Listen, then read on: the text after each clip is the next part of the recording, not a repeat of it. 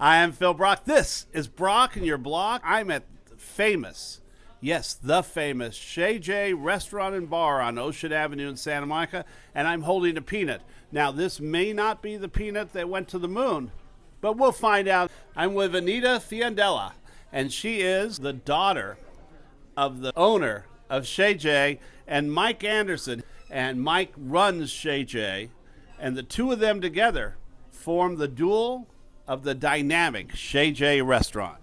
Hi, Anita. It's good to see you once again. Tell me a little bit about your father's legacy and how this restaurant opened. It's pretty marvelous. As my dad worked at Sinbad's on the pier for many years, and people wanted him to say, "Hey, Jay, why don't you open up your own place?" So one night after a hard night of partying, he would always come to the Dawn Cafe. The nurses hang over and have eggs and bacon.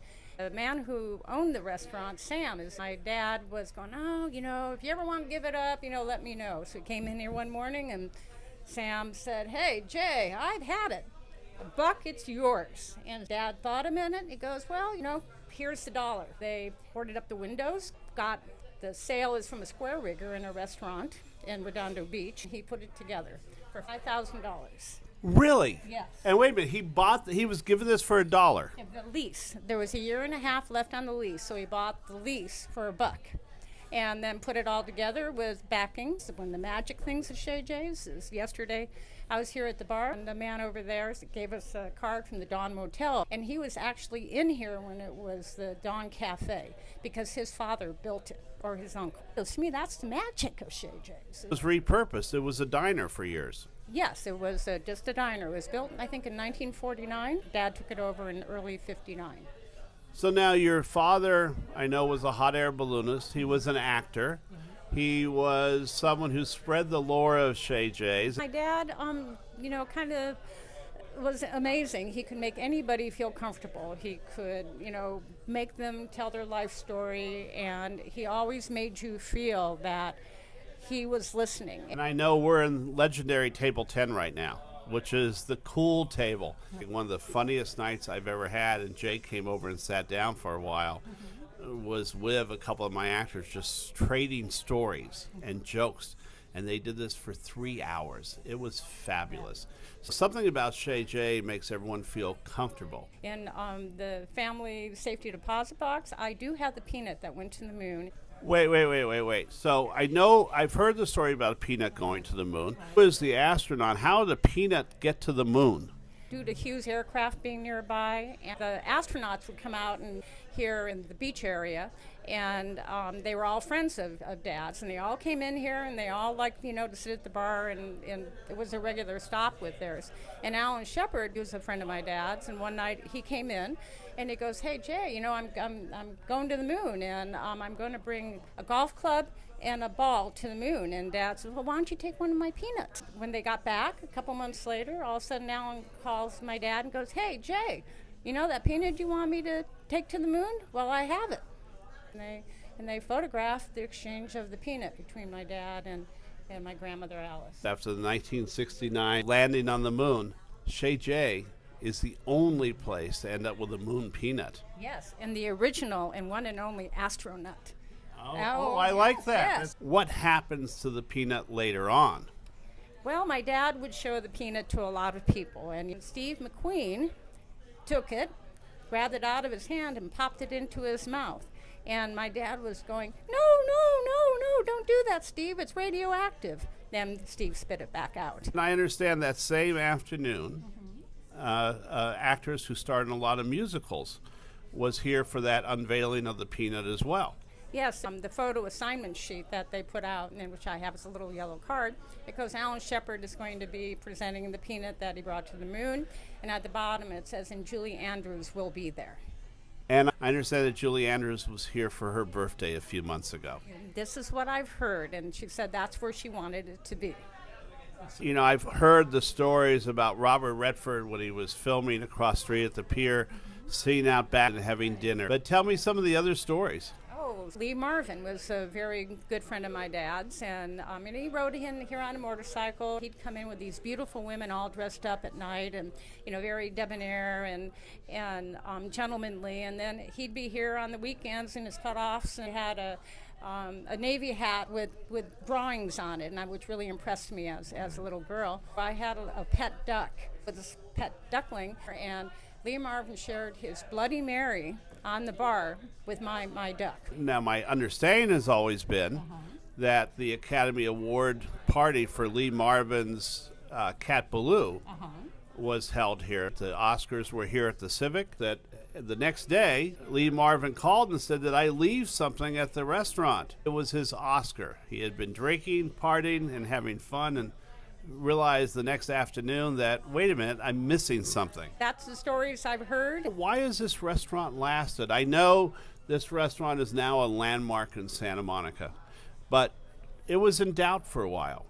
And tell me, what is the importance of this restaurant to the residents in Santa Monica and the greater community? A very important, integral part of the warp and weave of Santa Monica and California beach towns. You walk in the door now, it is just like it was, 1959 and 1960. We had beatniks, talking about life in general in the booths, and now, we have millennials and beyond, generation after generation that walk through this door. And I really feel I'm back in Santa Monica of my youth. There are so many great pictures here at Chez Jay on the walls, and we're focusing in on one right now. Tell me about this.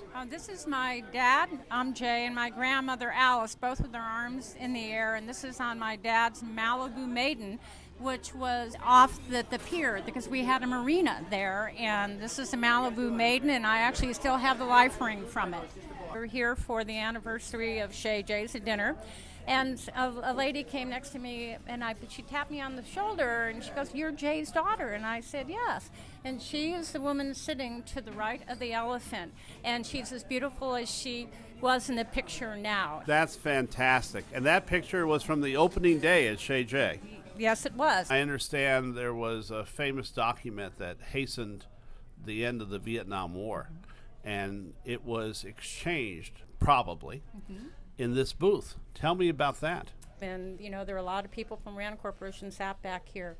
A lot of papers were gone over. The Pentagon Papers, Daniel Ellsberg may have exchanged the papers in this booth right here. That is part of the story. If this table could talk, it would tell a whole lot of stories that probably our lips should be sealed on them. So we had the curtain that came down, and there was curtains on the door, which my grandmother Alice took down in short order because things could be happening in here that shouldn't. She was Irish Catholic, and these are her pearls. So I'm channeling my grandma Alice. My father started, and she came to help, and was really the muscle behind Chez Jay's. It didn't matter who you were; you could sit back here, and I think that's one of the magic parts of Table 10. I'm sitting right here where Liz Taylor sat. Didn't matter who you were or who you were sitting next to, you always had to give them privacy and respect. With the no photographs and no autographs policy, I think we still have that here. So we're in the secret back room. Tell us about this room. This was my room, my apartment, when I was here in the late 60s. So this back part of the restaurant was the motel. Was also the Dawn Motel. It was here in L shape, and then the Dawn Motel there, which has been torn down as the back has. And you used to live in this apartment? This was my apartment. That was a kitchenette, and my grandmother Alice would be out there sweeping. All the young aspiring actors from the East Coast would come out, and they would stay here, and so it was all filled with all these young men. And some actresses, and Alice would be out there at 5 in the morning, sweeping the parking lot to see who came out of what rooms. This is kind of the private back room. Many, aspiring writers and actors in that to rewrite scripts or sit down and hash things out. Quentin Tarantino, I know, was back here with a read-through for his Jackie Brown. He had everybody in here. And I understand that Good Will Hunting, some of the rewrites were done here late at night. And that's what I've heard. I've seen the napkin where there was a rewrite of The Wild Bunch by Sam Peckinpah. For my company, we've had our St. Patrick's Day celebrations in here at lunch in this back room a couple of different years. Now, behind us on the wall, I see a poster from this Amazon show, Goliath. And it's interesting that last night, the Hollywood Athletic Club, I walk into the bar on the second floor of the athletic club, and it's been made over for 2 weeks by Amazon. And there I am, and I'm on the set of Chez Jay. Well, that's wonderful because they were able to recreate that, on the set. The primary vehicle for Goliath is Chez Jay, and I know they filmed the pilot here. Why was Chez Jay picked to be the home of Goliath and Billy Bob Thornton? That Michelle Pfeiffer came in here for many years when she was very young, and before she was a famous actress, she knew my dad and had a special place in my dad's heart. And her and David Kelly collided at Chez Jay. They had their first date here. They have a very special place in the Chez Jay history. And David would always want to have the opportunity to use Chez Jay. So it just widened the history and the mystery and the wonder of Chez Jay's. The young man from New Zealand that was talking to his friends, and I always call from New Zealand and make sure to make a reservation. This landmarked restaurant and bar in Santa Monica is important to the fabric and thread of this community. I'm so glad. I'm very proud of it. My father and my grandmother and Michael and his family and everybody here in Santa Monica, when they all stepped up for the landmark, touched my heart. I spent some time with your father, and your father came into my office, and I came into his office, Chez Jay. Your father was a wonderful, beloved character. Yes, I do know that. Go back for a minute to your grandmother, because Alice is a pivotal part of this story. Went back in her mid-50s to go to college and was actually homecoming queen in the college she went to back in Connecticut. And then she got her degree in special ed, but Dad needed her out here to help out a little bit. And she came here and never left. She was tough. She was tough. She was a wonderful woman. Unfortunately, she passed away in front of us on Ocean Avenue. Yes, it was very, very terrible moment. She was hitting the crosswalk. She was 89 years old, right before she turned 90, coming back to Chez Jay's to help out in the morning. Mike, I see you all the time. You've been involved in this restaurant and bar for how long? About 38 years. Your life has been here. Pretty much, yeah. It's a great place, and it has soul. It's just a wonderful, wonderful place. And it's a big part of my life. Food's good, but it's the people who come in and they feel at home. This restaurant and bar, though, is a legend. People come in, and I hear a new story every week. When the city was talking about landmarking this, the city manager and other people at that time talked about, well, we could build a 2-story mega restaurant here.